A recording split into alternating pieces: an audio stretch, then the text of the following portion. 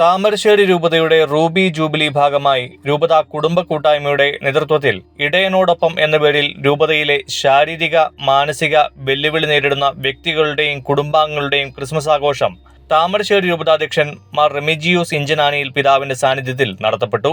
Puthuppadi saint George parish ഓഡിറ്റോറിയത്തിൽ വെച്ചായിരുന്നു programme. ഭിന്നശേഷിക്കാരായ സഹോദരങ്ങൾക്കും അവരുടെ കൂട്ടിരിപ്പുകാർക്കും പിതാവിനോടൊപ്പമുള്ള ക്രിസ്മസ് ആഘോഷം ആവേശകരമായ അനുഭവമായി.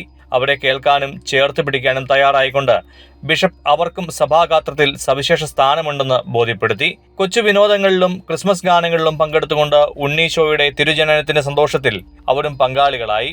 കരോൾ ഗാനങ്ങൾക്ക് ശേഷം ബിഷപ്പ് സംഗമം ഉദ്ഘാടനം ചെയ്തു. പുതുപ്പാടി ഇടവക വികാരി ഫാദർ ജോർജ് കളത്തൂർ, കുടുംബ കൂട്ടായ്മ ഡയറക്ടർ ഫാദർ ജിനോയ് പനക്കൽ, മേഖലാ director father Milton Mulangasseri, COD director father Sai Parakkulangara, രൂപതാ president Prakash Pulikkakkara, programme coordinator Manoj, രൂപതാ സെക്രട്ടറി മേരിക്കുട്ടി, രുക്മിണിയമ്മ എന്നിവർ പ്രസംഗിച്ചു.